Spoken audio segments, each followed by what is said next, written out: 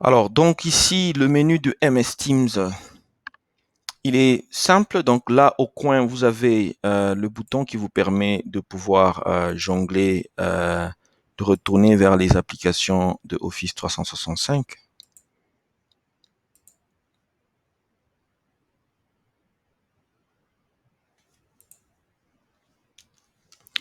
Ici, d'abord, vous avez votre image. Donc, parce que quand vous loguez en fait avec Office 365, vous avez votre image là-bas. Donc, c'est votre compte.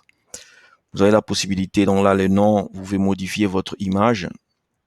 Ici, c'est la disponibilité. Si vous êtes absent du bureau, donc vous pouvez dire que vous êtes absent ou pas. Vous avez également la possibilité de définir, une fois que vous êtes absent, vous pouvez définir un message comme moi ici, le message du statut pour que les gens sachent que vous êtes absent du bureau.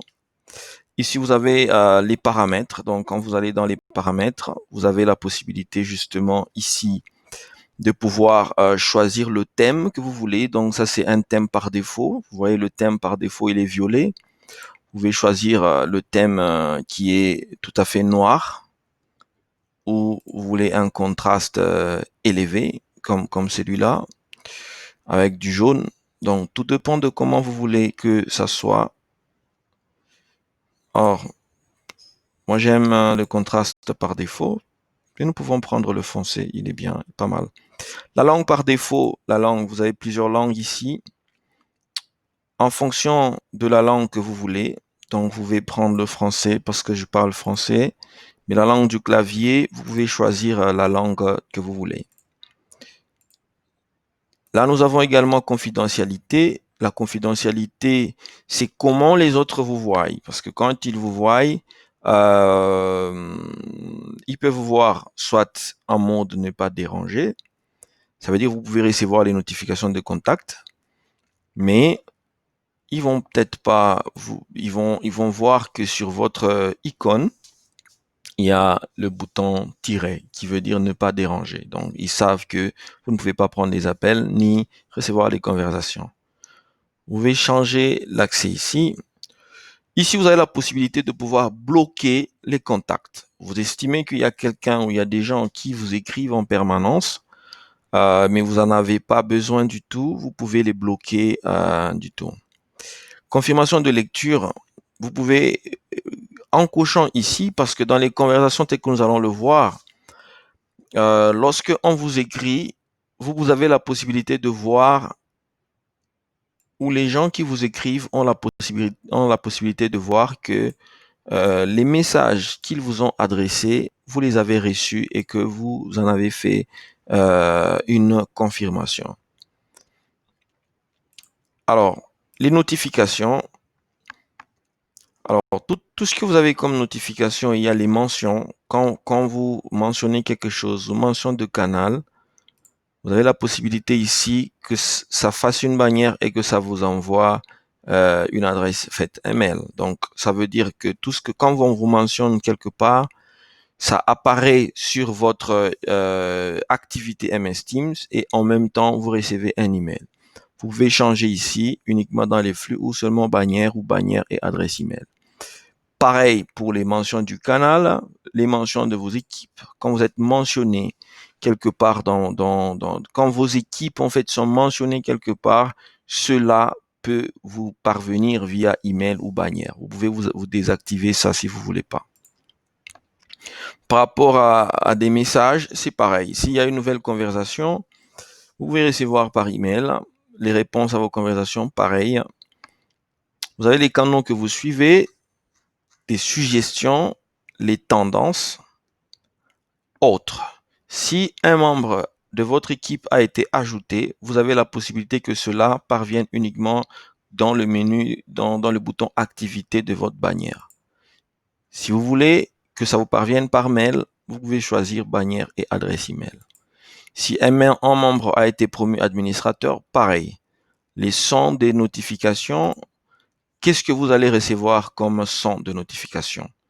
Si vous dites tout, alors tout ce qu'il y a comme notification, c'est-à-dire les appels, les conversations, les emails, vous allez recevoir cela. Sinon, vous faites seulement quand il y a un appel ou mention et conversation. Vous pouvez les désactiver si vous voulez pas. Voilà, vous avez ici les temps forts. Un de vos collègues a rejoint MS Teams, on vous fait un email.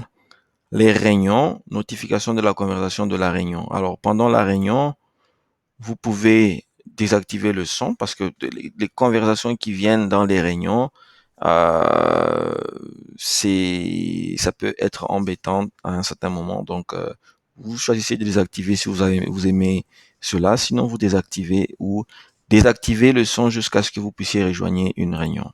Voilà. Et vous avez les appels. Pour tout ce qui est des appels, vous pouvez régler le répondeur. Donc, MS Teams permet de garder un répondeur automatique. Alors, vous pouvez choisir le mode de traitement de vos appels entrants. Cela veut dire, si on vous appelle, vous pouvez, s'il n'y a pas de réponse, vous pouvez choisir que cela entre dans la messagerie vocale. La messagerie vocale, comment ça va se passer? Une fois que vous activez cette option, la personne qui appelle et qu'elle ne vous trouve pas en ligne, elle va tomber sur le répondeur automatique. Et ce répondeur, justement, la personne va parler et le son va être enregistré. Ça s'enregistre où? Ça s'enregistre dans le cloud de Microsoft. Donc, sur Office 365, ça sera enregistré et quand vous allez vous connecter à vos emails, donc Outlook, cela sera visible dans vos emails et vous pourrez écouter cette conversation. Tout comme vous pouvez faire transfert de vos appels. Si vous faites le transfert des appels, donc tous les appels entrants seront directement transférés vers votre messagerie vocale. Donc tout ce qui est appel entrant, quand vous choisissez pas sonnerie d'appel, vous faites transfert des appels, automatiquement cela va aller directement à votre messagerie vocale. Alors vous pouvez configurer votre messagerie vocale. Ici, d'abord, vous aurez la possibilité de définir combien de temps une personne qui vous appelle peut envoyer le voice. Donc, si c'est 10 secondes, vous choisissez 10 secondes après, il peut envoyer. Si c'est 20 secondes qui est par défaut, vous gardez 20 secondes. Et ici, donc, vous avez la possibilité de pouvoir configurer votre messagerie locale. Alors, comment vous le faites? Vous venez là-bas pour configurer la messagerie locale, vous cliquez. Alors ici, ce qui se passe, c'est quoi? Vous pouvez accéder à vos messages vocaux et transcriptions dans les appels. Donc ici, vous pouvez faire enregistrer un message d'accueil. Vous cliquez là-bas. Voilà. Maintenant, il vous fait sortir ceci. Là, vous êtes en train de parler. Bonjour, bonjour, bonjour. Voilà, je voudrais que vous sachiez que ceci est ma messagerie locale. Laissez-moi Main un. menu. To listen to your voice messages, press 1. Il me dit To que pour... change your personal greeting, press 2. To Voilà. repeat, Je vais couper l'appel. Pourquoi? Parce que, justement, j'ai la possibilité de configurer. Donc, ce que j'ai fait, c'est la configuration de la messagerie automatique. Donc, ici, par défaut, Microsoft a prévu la voix d'une dame. Cette dame qui parle en fait en anglais, ou il vous dit que pour changer la messagerie par défaut, appuyez sur le 1 et appuyez sur le 2. En fait, c'est comme le call center. Maintenant, si en appuyant là-bas, il vous fait sortir l'option d'enregistrement que vous avez vu. Vous pouvez paramétrer donc votre propre messagerie vocale si quelqu'un vous appelle. Règle de réponse aux appels. Comment souhaitez-vous que vos appels soient traités? Autorisez l'appelant à enregistrer un message. C'est ça qui est par défaut. Vous pouvez aussi autoriser l'appelant à enregistrer un message ou transférer l'appel à une autre personne. Là, c'est le cas, par exemple, quand vous allez en congé et qu'il y a quelqu'un qui fait votre intérim. Qu'est-ce que vous faites? Vous dites dans la messagerie vocale que vous pouvez contacter monsieur tel à ce numéro 099 194 70. Ça, c'est dans la messagerie. Alors, quand l'appelant, donc, il a cette option, vous mettez automatiquement les personnes à qui cela doit être transféré. Donc voilà. Mettre fin à l'appel sans lire votre message d'accueil, lire votre message d'accueil et mettre fin à l'appel, transférer l'appel à une autre personne. Donc là, ce sont des options qui existent dans la messagerie vocale. La langue d'accueil. Alors, dans quelle langue doit être votre message d'accueil par défaut? Vous avez plusieurs langues, donc vous prenez par exemple le français. Si c'est le français, ça veut dire que les personnes qui vous appellent sur MS Teams, par défaut, ils vont tomber sur la langue qui est le français. Alors, option de message de synthèse vocale personnalisé. Voulez-vous remplacer le message d'accueil par défaut par votre message de synthèse vocale? Voilà, ici, vous pouvez écrire votre message de synthèse. Bonjour, merci de me laisser un message vocal. Je vous rappellerai après. Votre message, non ici, voilà, ça c'est l'inverse. Je mets ça ici. Votre message d'accueil, c'est bonjour, bienvenue sur la messagerie de Max Daboka. Voilà. Comme ça va aller. Message d'absence du bureau. Quand votre message d'absence du bureau personnalisé doit-il être lu? Lorsque j'ai une réponse automatique Outlook, donc là, ça c'est le cas où vous avez configuré une réponse automatique parce que vous êtes en congé. Voilà. Là, je préfère que vous choisissiez lorsque vous avez un événement de calendrier pendant lequel vous êtes absent du bureau. Et vous faites OK. Là, vous avez configuré votre messagerie locale et quand on va vous appeler, donc ça va changer, rediriger. Alors, par rapport aux sonneries, vous avez la sonnerie par défaut qui est là. Vous pouvez changer la sonnerie par défaut. Vous pouvez prendre par exemple ça.